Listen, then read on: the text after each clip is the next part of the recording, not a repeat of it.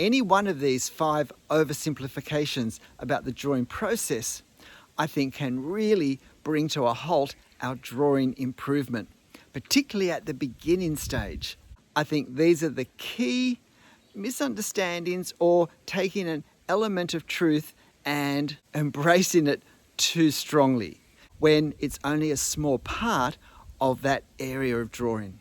And for each of these, let me give what I think is a better way of perhaps appreciating the element of truth in it, but to suggest a better way of approaching this element in a way that opens up our drawing development and improvement. And the first is thinking that learning to draw is all about learning the techniques that we need to know to be able to draw. It's all about the right way to hold the pen. It's about knowing how to crosshatch. It's understanding perspective. It's understanding value and so forth. When I think it's far more helpful to think of these things as tools in our drawing toolbox. And when we have a job to do, when we're going to make something with our tools, the tools that we take out depend on what job we have to do. Depends on what our finished product is going to look like. But I don't look in my toolbox and think, well, I've got a hammer, some nails, a saw, so I'll make this. Rather, we work out what we want to make and we choose the tools that we need from our toolbox. And the tools also themselves don't tell us how to use them. Often exactly how we use them will depend on what we're trying to achieve at the end. So if we're thinking that learning to draw is learning how to do these various techniques, we may then get frustrated when we go to draw and still feel we don't know how to start or what to do. And that's because the skills that I've learned, the techniques that I've learned, were never designed to tell me how to use them. But rather, I have to develop a way of thinking that guides me in the drawing process, and that's what's going to tell me what tools I need for any particular drawing. And understanding the drawing process, or at least understanding a drawing process, I think there's as many drawing processes as there are people drawing.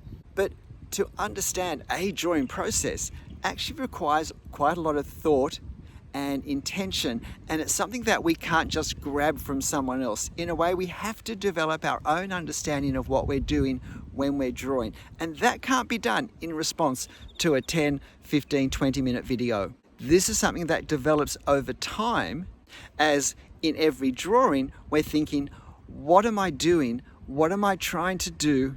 How am I wanting my drawing to look? And what marks might I put on the paper with whatever I'm drawing with to get that result? We shouldn't think that there's anything wrong with our ability if this takes some time to get into place, because in a real sense, we will be developing this understanding for as long as we draw. The second oversimplification I think we have is that when we go to draw, so often it's from a photograph, but this is actually true even if it's in real life, that what we're doing is we're copying the photo, that's our aim. I think this is a very unhelpful oversimplification, because we're not really copying the photo. It's a photo. Whether I draw with a pencil or a pen or watercolor and a brush, there is no way I can copy using those materials what an inkjet printer produces. And in a sense, why would I? I already have the photo. And if a perfect copy is my absolute goal, then just hit 2 on the print copies and let the printer do a better job than I ever could. What we need to do, I think, is have the confidence to believe that I can improve on the photo by doing things, in my case, with my pen, that an inkjet printer can't do through the photographic process.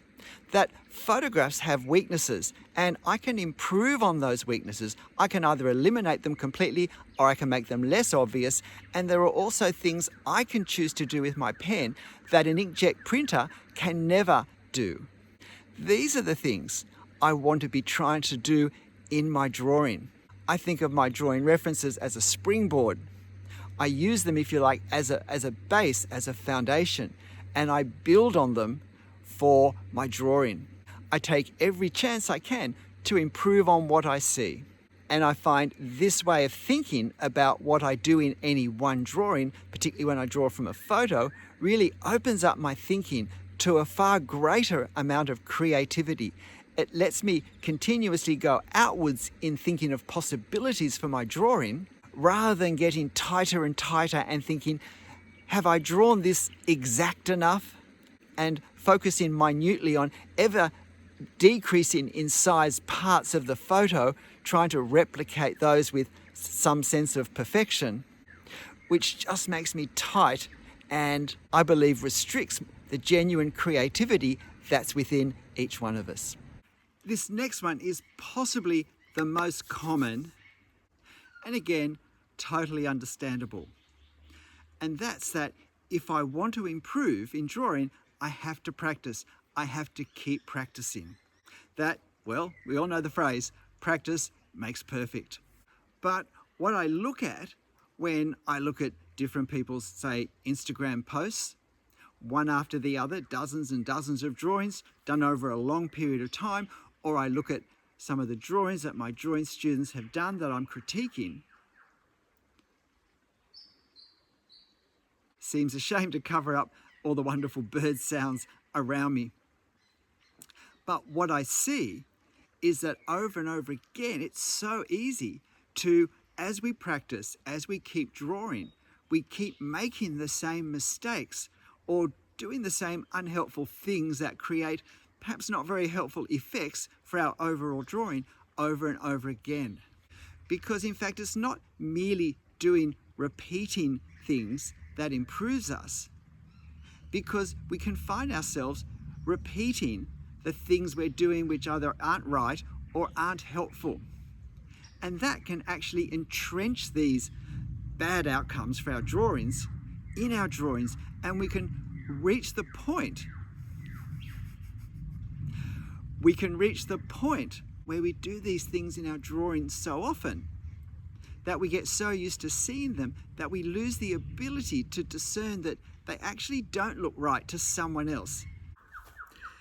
Instead, we're better off after every drawing looking really hard and working out what's worked, what hasn't worked, and not being afraid to be really challenging of ourselves.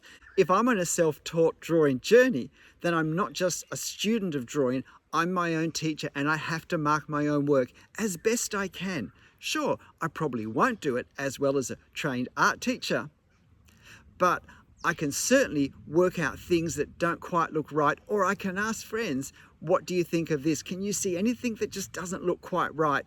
Or do you have any suggestions of what I might work on?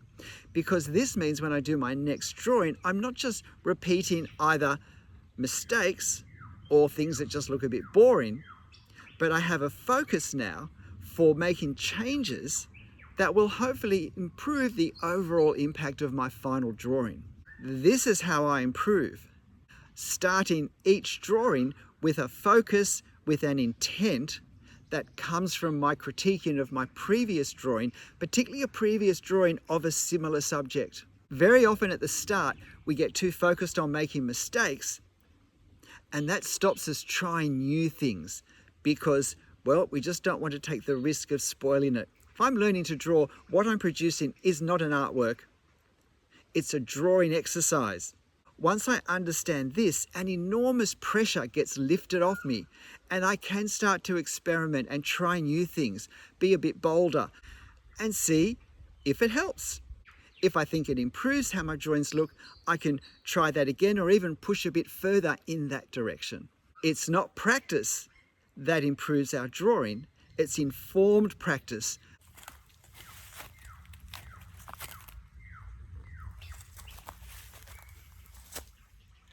I have a few videos just on this topic itself, but that's if you're watching perspective videos on YouTube as part of your learning to draw, and this probably means you have a focus on drawing architecture, drawing streetscapes, that sort of thing. But of course we need to remember perspective is simply how something looks from a particular viewing point, and so perspective is actually relevant to anything that we draw. Certainly if we want to capture a sense of reality in that drawing. And one of the problems is we think that the bulk of perspective videos that we watch are all pretty much the same because they look pretty much the same, and because they're all pretty much the same, therefore this is what we need to know to understand perspective and to be able to draw with it. And so we get videos that have little boxes, little rectangular boxes that sit on dead flat horizontal planes that go back to the horizon. They are usually angled towards us if they're 2-point perspective. And we have these diagonal lines going off and joining on each side to the vanishing points. And well, that's what it is. And we hear what's being said, we understand it, and we think, right, that wasn't so hard. But when we go to draw, whether we're drawing from a photo or we're trying to make something up from our imagination, it's like we haven't seen anything. We can't relate that to what I'm looking at. Or I might have a photo of a street, and yet somehow it doesn't seem to fit the same pattern. And that's because that presentation of perspective is a vast oversimplification of perspective. And the problem with that, and I mean like an oversimplification is not a bad thing at the very start. The problem is though, the videos don't say this is an oversimplification. They leave us thinking that we've now seen what we need to see, we've understood what we need to understand, and we've got our Perspective 101 certificate, and that we should be right to use it. Now, there is a drop some way down to a creek behind me, so I better not step back. But see, the simple truth is that these videos don't tell us that this is how perspective works, sure, for a box on a flat plane and perhaps another box on that same flat plane, either parallel or at right angles, perpendicular to our first box. In that case, yes, all the vanishing point lines go off to the same 2 vanishing points. But if we're looking at, let's not think of a flat geometric plane, but let's think of a real life street where the street actually curves around a corner. Well, it doesn't work that way in that case. Or where the street goes up or down. It doesn't work that way. It's not that simple. Or where the street goes round a corner and up and then down. It certainly doesn't work that way. And in most real life situations, there are these slight variations. That means we're not equipped with that video to understand what's involved in either what we're seeing or what we're trying to draw. And they certainly don't tell you that if you're drawing from a photo, the eye level may have been completely cropped out of the photo. It might be well above the top or well below the bottom of the photo. So trying to find it would be an impossible task. I have separate videos on all those different perspective scenarios if you're interested. There's also a way of working out where the vanishing points are going to be when they're off the paper. I have a video on that too if you're interested. But the point is, the videos haven't told us what they haven't told us, and as a beginner, it's natural for me to think that I haven't been able to understand it properly, instead of realizing it's the video that's been at fault. This 5th oversimplification involves hatching or cross-hatching. Thought the camera was going then? I'll take a chance. And particularly videos on hatching which are aimed at beginners, basically it's all about doing lots of little lines together, parallel or crossing in different patterns, and often suggesting exercises of filling pages of little boxes, filling them in then with lines at different angles. It's as if the hardest thing in hatching is knowing what is the right direction to do, what is the correct direction to put the lines.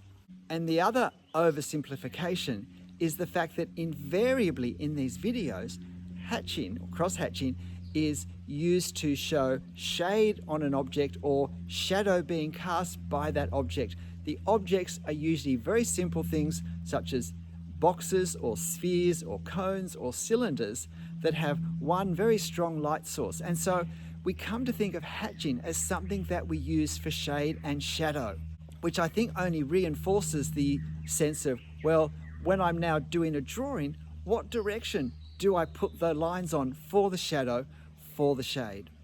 Now, obviously cross-hatching can be used for shade and shadow, but In my own drawing, I've identified 10 different ways I use cross-hatching, 10 different purposes that cross-hatching becomes a really important tool for using in the drawing, in the effect in the drawing that I'm wanting to create. And I have a video on that if you're interested. So it's not that there's anything wrong. That's an Australian lyrebird. So it's not that there's anything wrong in what these videos are teaching, but they don't teach us, they don't mention that this is just one use of hatching and that it is a complex subject, and that in the end, how we use it depends on what object we're looking at, how close we are, how dark the darkest values in the overall picture are, and where this particular value is in relation to that.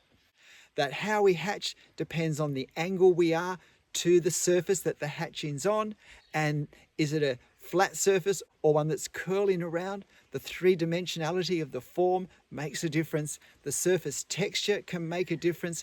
It's at the very least an opportunity to use our hatching in an extended way.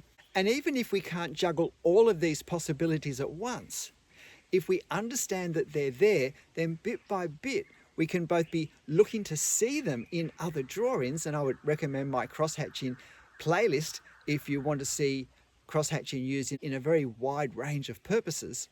But I can start to at least appreciate, to see in other drawings, and then start to incorporate in my own. It's a process, but of course, learning to draw is a process. It's not finding a quick tip, something I can listen to in 10 or 15 minutes and think, right, now I know all there is to do with that. I just need to practice it. No, I've started to become aware of a tool that I might use.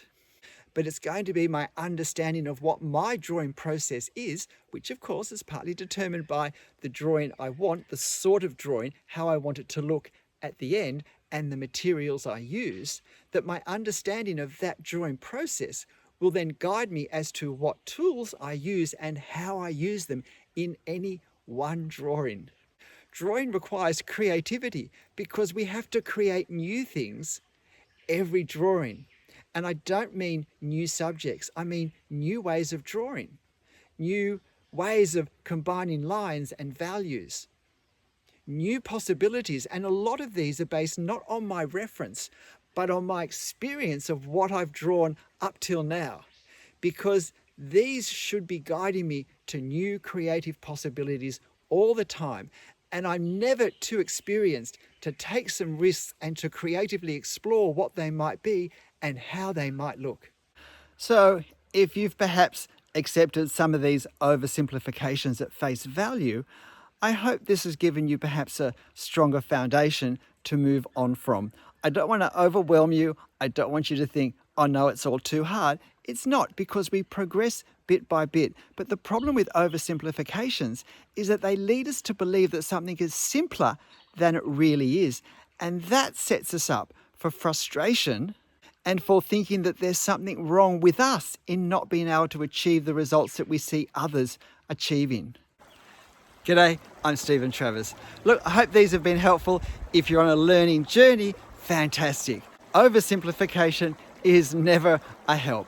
But I hope this has helped set you up for a more realistic appreciation of the exciting and fulfilling creative journey ahead. But look, in the end, whatever you do, however you do it, make sure you have fun. I'll see you next time. Bye.